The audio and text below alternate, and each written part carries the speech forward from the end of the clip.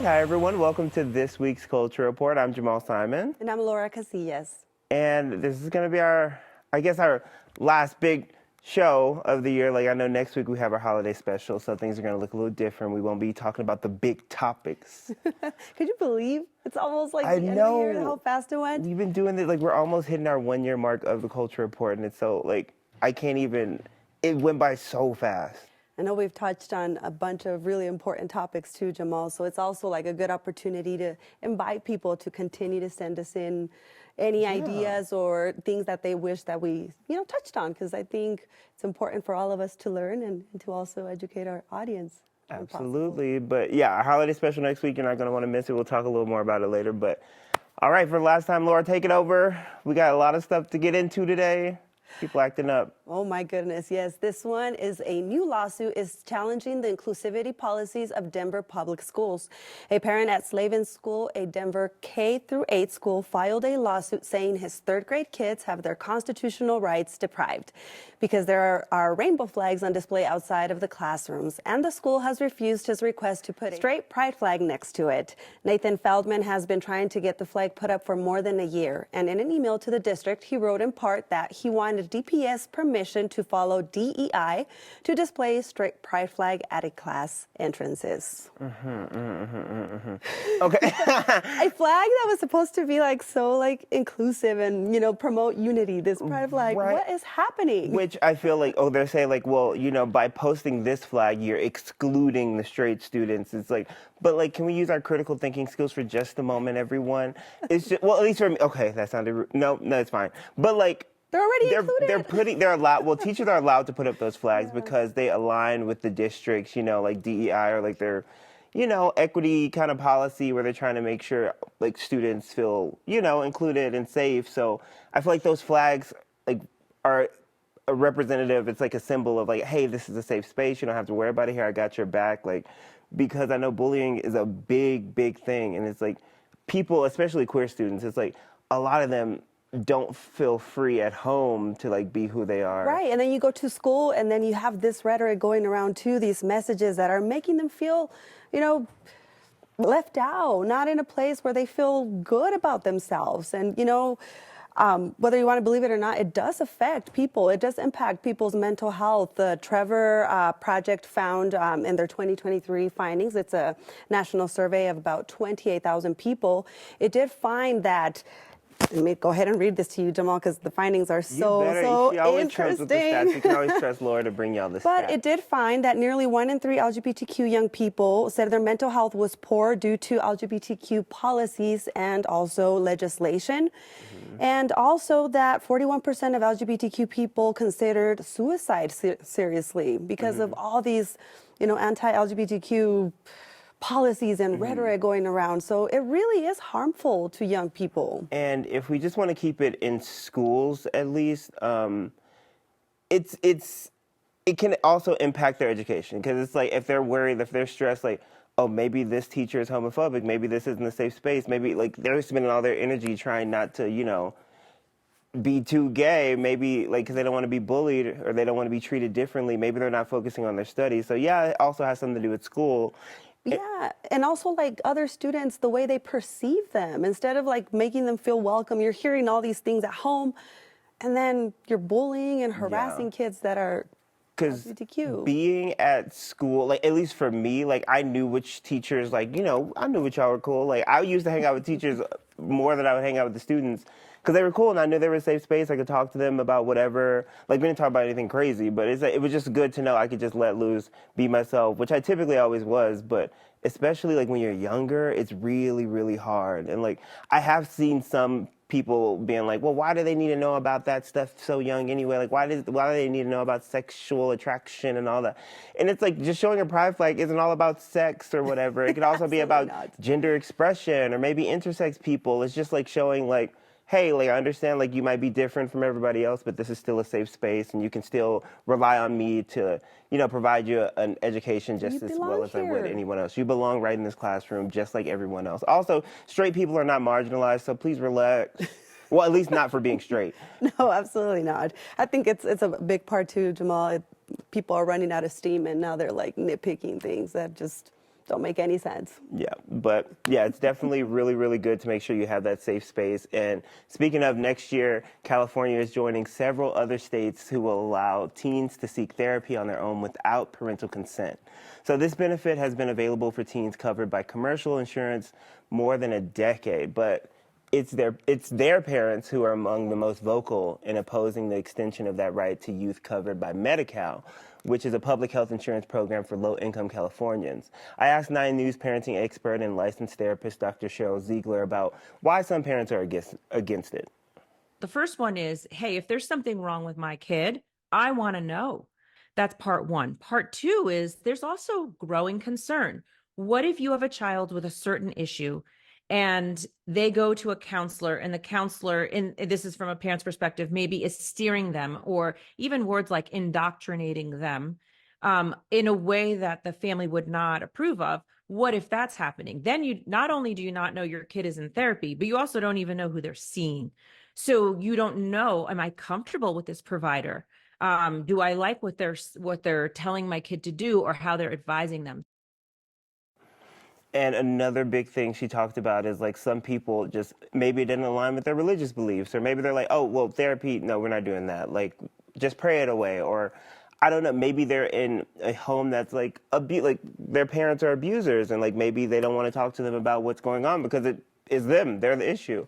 So like there are lots of reasons why children would choose to do this, but I get why parents would be uneasy, like knowing that your child is going through something and you can have no part in knowing what it's about or how, like, helping them through it and things like that. But what's a good way then for parents to feel like they're still part of it if a kid does want to take that direction where they go and seek help themselves, Jamal? I did ask her about that, but real quick before we get into that, I just want to talk, like, she also talked about some of the benefits of it, which is like making sure, I mean, children are going to like be going through like these crises whether they have a therapist or not. So it's like, in my mind, as I'm not a parent, you are, but it's like I would want my kid to have access to anything that's going to help them make it through like a crisis like that. Like that's, at the end of the day, I just want them to, I want them to be there the next morning. So like as a parent, is that something that you think you would be comfortable with? I would, because I would prefer my child to go seek help than, just keeping it hidden and not talking about it. And clearly, for whatever reason, if that kid isn't feeling comfortable to come talk to me at that point, like, I still want her to have options. And I grew up too in a culture where mental health was not a thing. I mean, we saw it in telenovelas, and it was a rich people thing. It was never something that we would ever seek. Ever. So to see this available to them, I see more benefits to it than not. But I do understand where parents are like, I want to be involved. I want to be involved. So to that point, I get it. But I still think the benefit of them being able to access it is it outweighs it. Yeah. And like I said, I did talk to her about what parents could do if they feel like a little helpless, or maybe they're like I want to be involved in this somehow. So take a look. Just talk about it. Throw it out there. If you do think, maybe something, my kid doesn't seem so happy lately, or they seem very anxious, or they're, avoiding going to school, they're spending a lot of time in their room. Say things like, hey, I don't have all the answers to everything. If you would like to have a therapist, if you'd like to go to counseling, I'm happy to find somebody with you. One day, when maybe they really do need it, they'll say, well, last year or a couple of years ago, my parents were very open. So maybe they are safe for me to go to and say, hey, how we talked about counseling? Yes, I'm now willing or ready to go. I love that. I know, me too. I was like, because I was talking to her, I was like, well, for a child to seek this out in the first place, like maybe they didn't have the most accepting or comfortable home environment in the first place. So like, I'm assuming that the parent's first job, if they want to be involved, is to, get ahead of it, like be proactive, let them know like you're a safe space, you can come to them for anything, or else of course, like naturally they're going to want to go to someone else. Like, I've even done that. I'm like, my parents made sure, that church made sure home wasn't a safe space. So I definitely wasn't about to go home and talk to them about it. Like, why would I do that? Why would I be silly enough to do that just so I can start arguments? So I talked to my friends' parents, or just not talk to anyone and just be repressed. No, I love that you are able to have access, and I would encourage, parents to have that communication, to ask. And if they don't want to talk to you, the kids, then allow them to be able to do that. I don't think there's anything wrong with that. But I think the other interesting part with this is the people that are complaining are the ones that aren't even like impacted by it, Jamal. Yeah, I know. You just want to parent Okay. other people's kids. That's a whole different story for a whole nother day. But just worry about your kids. Worry about what's going on in your household. Worry about your kids. Worry about your parenting tactics. And just make sure that if you really want to be involved, if you don't want them running off, then, to someone else, make sure that you're providing what they need at home right now. So that's my best advice. I'm not a therapist. I'm not a parenting expert. That's what Dr. Ziegler said. So kudos to her. Listen to her. She's great. We need to make sure we get the word out so kids actually know that that's a benefit available to them too, Jamal. I know that's something we want to Yes, touch she on. also did mention, like, briefly at the end that, like, she doesn't even know how many kids know that these resources are available.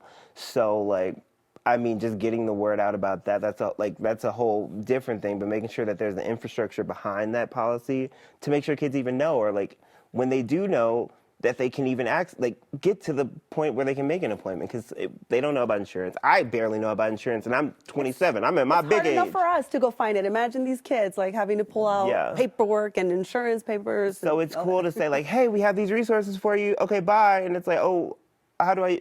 Okay. Yeah. No, yeah. So, yeah, but I guess if you're a student or if you're young or even if you're an adult and you want to make sure that your children have those resources available, make sure you look up whatever needs to be done so they can. That might be homework for you, Jamal, to bring up. Yes. here. Oh, no, I actually am going to look into it deeper, and we'll probably talk more about it. But yeah, we just got to talking about it. It's really interesting, and I kind of want to follow up on it. Absolutely. For months, we have been hearing about migrants arriving in cities around the country, many of them coming with their children after a difficult and long journey from South America.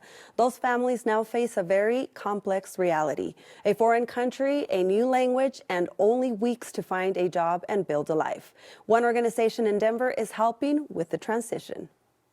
The city reached out and said, we have many families from newly arrived from Venezuela. We want to give them like a holiday party, and you are from Venezuela, and would you help us put up a Christmas party? And I said, absolutely. So I try to find out buses and transportations to get them from the shelter to a restaurant that offered us a huge space for us to have the party.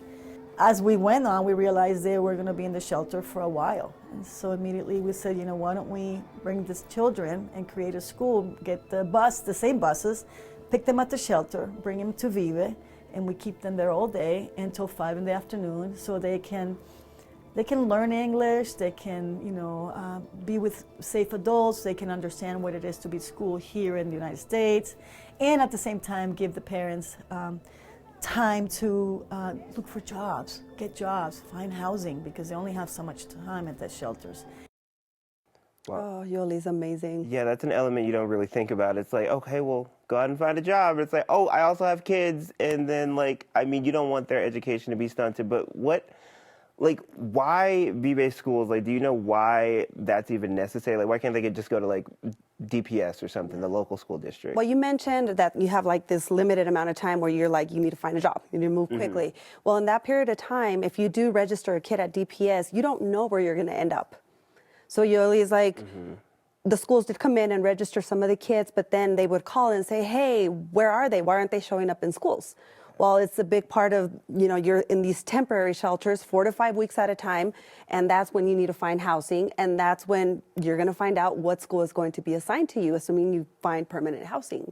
And just bouncing around like that. Yeah. If you just take a second to just get in their shoes for a moment. It's these are kids, they don't know what's going on, and it's it has to be so confusing. And then to be in a country, like you said, new country, new language, it's okay, imagine, when I think about it, it's when I moved to Denver. It's okay, I didn't know anybody, but at the very least, we all speak the same language. It's we all have a similar culture or traditions and things like that. So it's not that hard for me to, hop on in and make friends and build a community. For them, it's they're in schools and it's I don't know what you're saying. I don't know what's happening. We have different customs. That has to be so hard, especially for a child to adapt to. And I love that she's giving them a sense of normalcy. In some way, there's structure. Because as a kid, that's so important. And so if you're stuck in a shelter, watching people just, a bunch of people there and seeing, or remembering when you were back home and maybe you did go to a school and you had some sort of routine and not having it here, I think that would be very damaging. So I love the work that Yoli is doing with these kids, and like I said, helping them learn English. And if people Want to check out also the city and county of Denver. They do have about 2,600 people sheltered currently in shelters, city-run shelters, and about 600 of them are kids, Jamal. So Yoli does need help getting people to step up and offering them space so they can take more kids to these, Viva schools. Hopefully, there's going to be more space for them. And that's something that she needs help because she only has capacity for 85 right now. Awesome. So, yeah. Right. And also, just to real quick, Christmas is coming, and Yes. we are actually helping the city promote that they are collecting $25 gifts for children in shelters, and you can either shop Amazon or drop them off at 2 centers in Denver. That information can be found on the City and County of Denver webpage. Awesome. All right, so with our culture spotlight, we like to highlight people moving the needle within the culture. That could be through art, activism, general good deeds, the whole lot. So, and it could be anyone, business owners, celebrities, even you. But this week's culture spotlight goes to Jono Jono. He is an independent artist out of Houston, Texas, my hometown. Hey, let's go. His genre-bending music blends R&B and hard rock. It's been amazing to watch him grow and pave his own lane within the genre. Like, Jono Jono is a big advocate for mental health as well. Like, it's a topic that you can find threaded into his music, and it's also been a pretty big year for him. He's been featured on several playlists on Spotify, Apple Music, Pandora, and the list goes on. It's so cool to see him occupy these spaces. Like, especially recently, I've been super interested in, like, seeing Black people occupy spaces and things, and especially, like, rock. It's, like, honestly, it's something you wouldn't expect, which is crazy because, the history of rock and roll. We'll get into that. But literally, as I was editing this video today, like, because you saw, like, he was rocking out, and someone in this very building, was like, why is that rapper trying to look like a rocker or something like that? I said, he's not a rapper. He's like, oh, he's not? That happened. And I'm like, it's just crazy because it's like, okay, like, I mean, a lot of people have that, like, conception. It's like, oh, like, if you're Black, you're R&B, hip-hop, that's pretty much it, which is crazy because we are, like... Yeah, and I've been seeing artists, like, cross over to different genres and pick them up, and, I love, like, seeing, for example, all the reggaetoneros taking on Regional Mexicano, so watching him also, like, promote mental health within the music. So it's not only a different genre, but also the messages in his music that were really, I don't know, they're great. I love seeing people find these outlets to, promote their creativity, and maybe, I don't know, for me, I don't know for you, Jamal, but... doing anything that helps me, like, just calm down, whether it's writing, and for him, like, music. People sometimes do, workouts, anything that helps you just, clear your mind. I love that. So seeing that creativity part of him, love that. And just so y'all know, Black people were very instrumental in the creation of rock and roll, so don't forget it. Please don't. But yeah, check out Jono Jono. He has a new album coming out early 2024, so you're definitely going to want to stay tuned for that. All right, and let's hop into our good news for this week. A Dallas judge is making history after being confirmed as the first Latina judge to serve in the 5th U.S. Circuit Court of Appeals. The Senate voted an impressive 80-12 to elevate Irma Carrillo Ramirez, the daughter of Mexican immigrants, to the conservative majority 5th Circuit. All right, and this week, the U.S. Supreme Court made a decision to uphold a Washington state law that allows the state to prohibit licensed healthcare professionals from using conversion therapy on minors. That type of practice seeks to change a person's gender identity or sexual orientation. It's widely discredited and often considered traumatizing. Like, I've met some people who have had to go through conversion therapy, and it is brutal, and it has a lasting impact. I remember I was in LA. I met, like, 3 different people. I don't know how it came up in conversation, but all of them were like, oh, yeah, I went to conversion therapy, too.